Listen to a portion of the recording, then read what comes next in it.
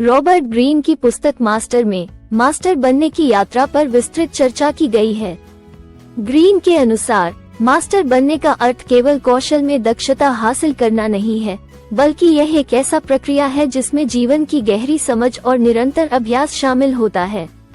Master बनने के लिए हमें अपने अंदर छुपी वास्तविक क्षमता को पहचानना होता है और इसे पूरा करने के लिए समर्पण और मेहनत करनी होती है। मास्टर बनने की पहली शुरुआत जीवन के उद्देश्य को खोजने से होती है। यह वह कार्य है जिसमें हमें गहरी रुचि हो और जिसे करने से हमें आनंद मिले। ग्रीन के अनुसार जब हम अपनी वास्तविक बुलाहट को पहचानते हैं तो हम अपने काम में उत्कृष्टता प्राप्त कर सकते हैं। उदाहरण, लियोनार्डो दा विंची ने अपनी रुचियों को पहचाना और विज्ञान, कला और गणित में महारत हासिल की। उनकी जीवन की बुलाहट ने उन्हें महान कलाकार और वैज्ञानिक बना दिया। एक बार जब आप अपनी बुलाहट पहचान लेते हैं तो अगला कदम एक उचित शिक्षक या मार्गदर्शक की खोज करना होता है। सही मार्गदर्शन से आप अपने कौशल को तेजी से सुधार सकते हैं और सीखने की प्रक्रिया को समझ सकते हैं। ग्रीन बताते हैं कि एक अच्छा गुरु हमें केवल तकनीकी ज्ञान ही नहीं देता, बल्कि हमें प्रेरित भी करता है और हमारे विकास की दिशा को सही बनाता है। उदाहरण, बेंजामिन फ्रैंकलिन ने एक प्रिंटर के रूप में शुरू किया और अपने शिक्षक के मार्गदर्शन से लेखन और राजनीति में सफलता प्राप्त की। मास्टरी की प्राप्ति के लिए निरंतर और गहन अभ्यास की आवश्यकता होती है। ग्रीन का कहना है कि आप जितना अधिक समय और ऊर्जा अपने कौशल में लगाते हैं, उतना ही अधिक सुधार होगा। इस चरण में आपको अपने आत्मविश्वास को बढ़ाने और बार बार अभ्यास करते रहने की आवश्यकता होती है, ताकि आप अपने काम में उत्कृष्टता प्राप्त कर सके।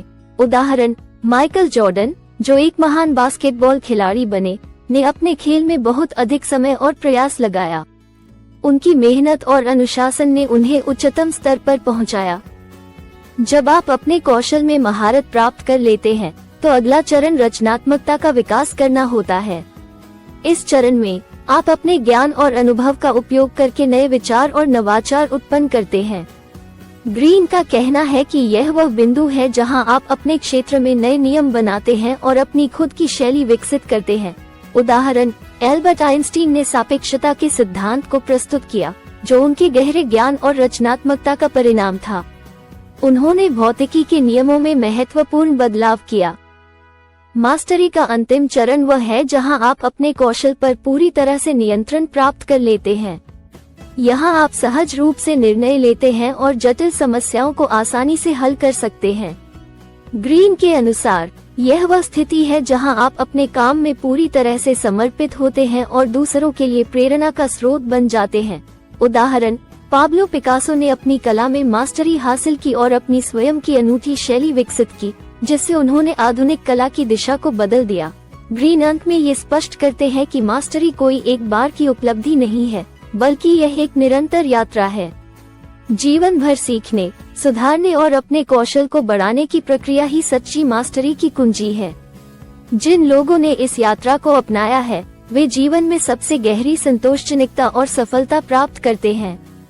मास्टर बनने के लिए अपने जीवन के उद्देश्य को पहचानना, सही मार्गदर्शन प्राप्त करना, गहन अभ्यास करना, रचनात्मकता विकसित करना और जीवन भर सीखते रहना जरूरी है।